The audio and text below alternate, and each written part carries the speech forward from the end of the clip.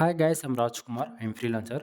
Today பார்க்க போகிற videos வந்து என்னென்னு பார்த்தீங்க அப்படின்னா, கூகுள் ஆட்சன்ஸ்லேருந்து நான் எவ்வளோ ஏர்ன் பண்ணிகிட்ருக்கேன். ஒரு பிகினராக இருந்து நீங்கள் ஃபர்ஸ்ட் ஆஃப் ஆல் கூகுள் ஆட்சன்ஸில் மணி மேக் பண்ணணும்னு நினச்சி உள்ளே என்ட்ரி ஆகுறீங்க அப்படின்னா, நீங்கள் எவ்வளோ டைம் கொடுத்து ஒர்க் பண்ணால் உங்களால் வந்து ஆன்லைனில் மணி மேக் பண்ண முடியுன்றதை நம்ம டீட்டெயில்டாக பார்த்துருவோம். அதுக்கு முன்னாடி ஸ்டார்டிங்கே சொல்லிடுறேன், இது வந்து ஒரு எக்ஸ்பெரிமெண்ட் வீடியோ, சரிங்களா? ஃபார் டேவுக்கு ஒரு சென்டில் ஆரம்பித்து ஃபார் மந்த்துக்கு $5,000 வரைக்கும் எடுத்து காட்டணும். இதுதான் நம்மளுடைய சேலஞ்சும் கூட. எக்ஸ்பெரிமெண்ட் ஸ்டார்ட் பண்ணிட்டு ஓவராலாக 2 மந்த்து கம்ப்ளீட் ஆகிடுச்சு. ஸோ இது 3rd மந்த் ஸ்டார்ட் ஆகி போயிட்டுருக்கு. அதாவது இதுக்கு முன்னாடி நம்ம ஆல்ரெடி எவ்வளவோ எக்ஸ்பெரிமெண்ட் பண்ணியிருக்கோம். ஃபார் மந்த்துக்கு $1,500 மேலே எடுத்து கொடுத்துருக்கேன். ஆட்சன்ஸ் சம்மந்தமாக 1,500 வீடியோஸ்க்கு மேலே நம்ம சேனல் வந்து அப்லோடும் பண்ணியிருக்கேன். ஒன் டைம் நம்ம கொடுக்கக்கூடிய ரிப்போர்ட்டெல்லாம் எந்த அளவுக்கு ஜெனுவனாக இருக்குறது ஒன் டைம் செக் பண்ணி பாருங்கள். அது இல்லாமல் இது வரைக்கும் நம்ம ஆட்சன்ஸில் கொடுத்த ரிப்போர்ட்டு எதுவாக இருந்தாலும் சரி, சரிங்களா? ஒரு சின்ன எடிட்டிங் கூட இருக்காது.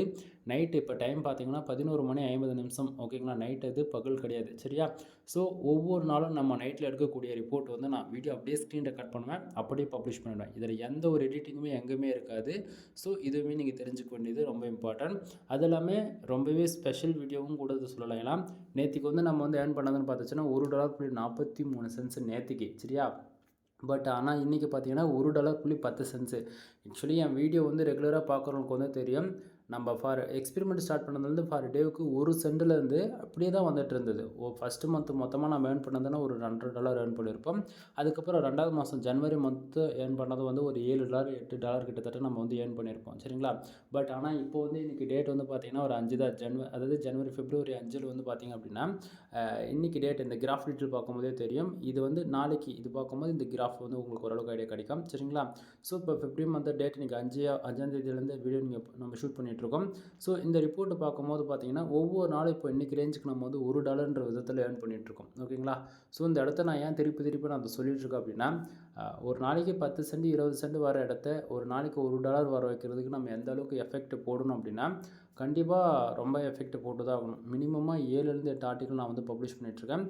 அதுவும் ஸ்பெசிஃபிக்காக நான் வந்து டயர் அண்ட் குவான்டிட்டி டார்கெட் பண்ணி ஒர்க் பண்ண ஆரம்பிச்சிட்டேன், சரிங்களா? அதுவும் full and full insurance, lawyer, car accident, bike insurance இது போல் நம்ம வந்து ஒர்க் பண்ண ஸ்டார்ட் பண்ணிட்டோம். ஸோ அதனால் இப்போவே நான் சொல்லிடுறேன்.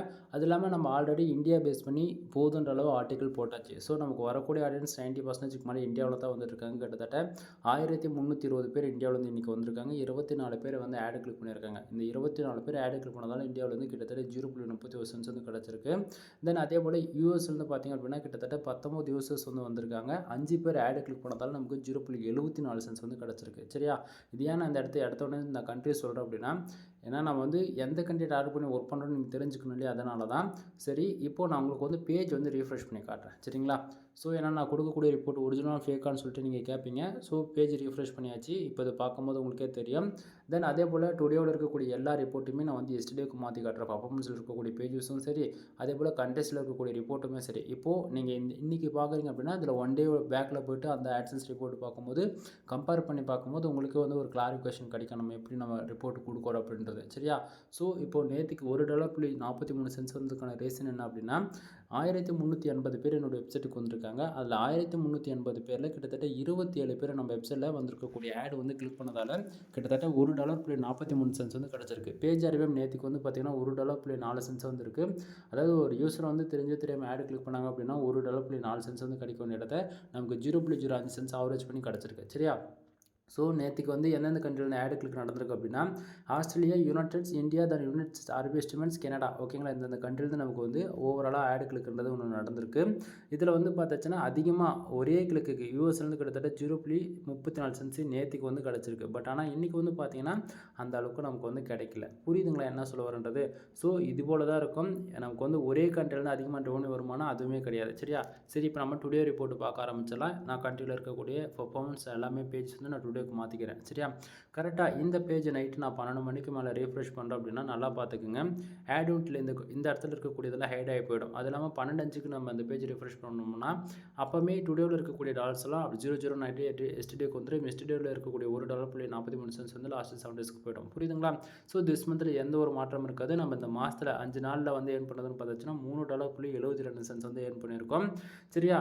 ஸோ இப்போ வந்து மேலே வந்து பார்த்திங்கன்னா $10 வந்ததுக்காக ஐடி வெரிஃபிகேஷனுக்காக ஒரு பாப்அப் மெசேஜ் காட்டுது, வேறு ஒன்றும் கிடையாது, சரியா? தென் இப்போ நம்ம டீப்பாக கொஞ்சம் பார்க்க ஆரம்பிச்சிடலாம்.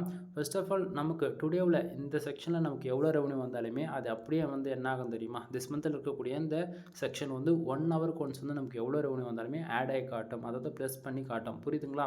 ஸோ அந்த விதத்தில் டுடேவில் 1 சென்ட் வந்தாலும் சரி, 10 சென்ட் வந்தாலும் சரி, $100 வந்தாலும் சரி, ஓகேங்களா? எவ்வளோ வந்தாலுமே திஸ் மந்தில் வந்து எக்ஸாக்டிங்காக டே 1ல் ஆரம்பித்து மந்த் எண்டு வரைக்கும் ஒவ்வொரு நாளும் வரக்கூடிய ரெவன்யூ வந்து 1 ஹவருக்கு ஒன்ஸ் அப்டேட் ஆகி காட்டுன்றது தெரிஞ்சுக்கங்க. சரியா? சரி, இப்போ இந்த $1.10 வந்ததுக்கான ரீசன் என்ன அப்படின்னா, கிட்டத்தட்ட நம்ம வெப்சைட்டுக்கு இன்றைக்கி 1360 பேர் வந்திருக்காங்க. அதில் 32 பேர் வந்து ஆடு கிளிக் பண்ணியிருக்காங்க. சரிங்களா? ஸோ 32 பேர் ஆடு கிளிக் பண்ணதால் நமக்கு $1.10 வந்து கிடச்சிருக்கு. சரியா? ஸோ அடுத்ததாக பக்கத்தில் இருக்கக்கூடிய இந்த பேஜ் ஆர்பிஎம் சிபிசி எதை பொறுத்து வருது அப்படின்னா, கிட்டத்தட்ட பேஜ் ஆர்பிஎம் 0.81 வந்து கிடச்சிருக்கு. சிபிசி 0.03 வந்து கிடச்சிருக்கு. சரிங்களா? ஸோ பேஜ் ஆர்பிஎம் எதை பொறுத்து வருதுன்னா, ஒரு யூசர்ஸ் எந்த கண்ட்ரிலேருந்து உள்ளே வராங்களோ, அது இல்லாமல் எந்த கீவேர்ட்ஸ்க்கு உள்ளே வராங்களோ அதை பொறுத்து பேஜ் ஆர்பிஎம் மாறும். இப்போ நாம் வந்து இன்சூரன்ஸ்லாம் பேஸ் பண்ணி ஒர்க் பண்ணதால ஒரு கார் ஆக்சிடென்ட், கார் இன்சூரன்ஸ் இந்த பர்டிகுலர் கீவேர்ட்ஸ்க்கு சிபிசி வந்து மினிமமாக $150 இருக்குது அப்படின்னா, அந்த பர்டிகுலர் கீவேர்ட்ஸ்க்கு ஒரு யூசர்ஸ் வராங்கன்னா பேஜ் ஆர்பிஎம் அதிகபட்சம் $100 செக்லிஸ்ட் வரணும். பட் ஆனால் நமக்கு வரக்கூடியது வந்து 0.81 போது அந்த யூசர்ஸ் 90% மேலே இந்தியாவில் வந்து வர்றதால நமக்கு ரொம்பவே கம்மியான ஆர்பிஎம் தான் கிடச்சிருக்கு. தென் இது வரப்போகிற நாட்களில் கொஞ்சம் கொஞ்சமாக இன்க்ரீஸ் ஆகும். எப்படின்னா, கண்டென்ட் வந்து அதிகமாக ஃபீட் பண்ண குக்கீஸ் பிஸ் பண்ணி ஆட் வந்து அதுக்கு தகுந்த போல் வந்து ஷோ பண்ணோம். ஸோ அதனால் எந்த பிரச்சனையும் அதை இன்க்ரீஸ் பண்ணிக்கலாம். தென் ஒரு யூசர்ஸ் வந்து இப்போ கரண்ட்டாக ஆடு கிளிக் பண்ணாங்க அப்படின்னா 0.03 வந்து நமக்கு கிடைக்குது. அதுவே இம்ப்ரெஷன் வந்து கிட்டத்தட்ட 1360 பேருக்கு கிட்டத்தட்ட நமக்கு 2920 இம்ப்ரெஷன் வந்து கிடச்சிருக்கு ஓவராலாக. சரியா? தென் இம்ப்ரெஷன் மூலிமா கூகுள் ஆட்சன்ஸ் வந்து ரெவன்யூ வராது. சரிங்களா? ஸோ இதுக்கு வந்து இசிபிஎம் கால்குலேட் பண்ணி ஆட் மேனேஜர் தான் ரெவன்யூ வரும். ஆட்சன்ஸ் வேறு, ஆட் மேனேஜர் வேறு, ரெண்டும் ஒன்றா கன்ஃபியூஷன் பண்ணிக்க வேண்டாம் யாரும். சரிங்களா? ஸோ பேஜ் சிடிஆர் 2.36% வந்து இருக்குது. ஒரு பிகினராக என் சேனல் ஃபஸ்ட் டைம் பார்க்குறீங்க அப்படின்னா பேஜ் சிடிஆர்னா உங்களுக்கு வந்து எப்போயுமே 10க்குள்ளேயே இருக்கிற மாதிரி வச்சுக்கோங்க. 10க்கு மேலே எந்த சுச்சுவேஷனுக்கும் போகக்கூடாது. 10க்கு மேலே போயிடுச்சு அப்படின்னா உங்களுடைய ஆட்சன்ஸை கொண்டு கையை விட்டு போயிடும். அதாவது க்ளோஸ் ஆகிடும். சம்டைம் ஆட் லிமிட் கொடுத்துருவாங்க. ஆட் லிமிட் விழுந்துருச்சு அப்படின்னா 1 மந்த்துக்கு வந்து உங்கள் வெப்சைட்டுக்கு வந்து ஆட் வந்து ஷோ பண்ண மாட்டாங்க. சரியா? சரி, அது போக பக்கத்தில் இருக்கக்கூடிய கண்ட்ரிஸ் வந்து பார்த்தாச்சுன்னா இன்றைக்கி ரெவன்யூ வந்ததுக்கான ரீசன் என்னன்றது ஸ்டார்டிங்கில் சொன்னதான். இந்தியா, யுனைடெட், தென் அது பார்த்தாச்சுன்னா அவ்வளோதான். மற்ற கண்ட்ரிலேருந்து பார்த்தாச்சுன்னா இங்கே வந்து சிங்கப்பூர், மலேசியாலாம் வந்து பார்த்தாச்சுன்னா, குவைத்தில் வந்து பார்த்தாச்சுன்னா பேஜ் வியூஸ் தென் ஒவ்வொரு கிளிக்கு அப்புறம் 2 கிளிக்குன்ற விதத்தில் கிடச்சிருக்கு. தென் அதில் குவைத்துலேருந்து பார்த்தாச்சுன்னா ஒரு கிளிக்கு ஆவரேஜ் பண்ணி ஒரு 0.03 சென்ட் கிடச்சிருக்கு. சிங்கப்பூரில் வந்து பார்த்திங்கன்னா 2 பேஜுக்கு 1 சென்ட் கிடச்சிருக்கு. மலேசியாவிலேருந்து 4 பேஜுக்கு 2 ஆடு கிளிக்கு 1 சென்ட் வந்து கிடச்சிருக்கு. நல்லா புரிஞ்சுக்கணும்.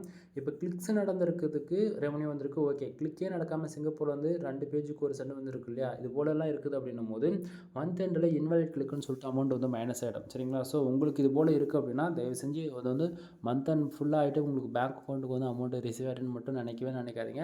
எப்போ இருந்தாலும் அமௌண்ட்டு மைனஸ் ஆகுன்றது மட்டும் தெரிஞ்சுக்குங்க. சரியா? சரி, தென் அது போக இங்கே வந்து பார்த்திங்கன்னா நம்ம ஆட்சன்ஸில் ஒர்க் பண்ணுறதால நான் 90%க்கு மேலே ஆட்டோ ஆட்ஸ் வந்து யூஸ் பண்ணவே மாட்டேன். ஃபுல்லாகவே மேனுவல் ஆட் தான். கஸ்டமாக கோடு நானே கிரியேட் பண்ணி எங்கே தேவையோ இடத்துக்கு தகுந்த போல் ஹெட்டர், ஃபுட்டர், பாடி அதுபோல் எந்த இடத்துல ஆட் வச்சா நமக்கு யூனிக்காக இருக்கும். அதே சமயத்தில் யூசர்ஸ்க்கு வந்து டிஸ்டர்பன்ஸ் இருக்கக்கூடாது.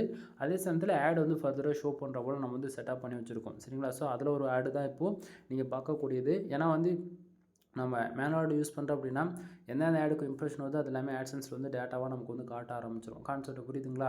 ஸோ இது வந்து நம்ம ஆட்டோ ஆட்ஸை யாருக்கும் சஜஷன் பண்ண மாட்டேன். பட் உங்களுக்கு வந்து நீங்கள் ப்ரீமியமாக ஒர்க் பண்ணுறீங்க அப்படின்னு வந்துட்டாலே நீங்கள் மேனுவல் யூஸ் பண்ணுறது ஒன் ஆஃப் த பெஸ்ட்டு சாய்ஸாக இருக்கும். சரியா? ஸோ இங்கே லாஸ்ட் 7 டேஸில் எந்தெந்த கண்ட்ரியில் அதிகமாக ரெவன்யூ வந்திருக்குன்றது நீங்கள் பார்த்துட்ருக்கீங்க.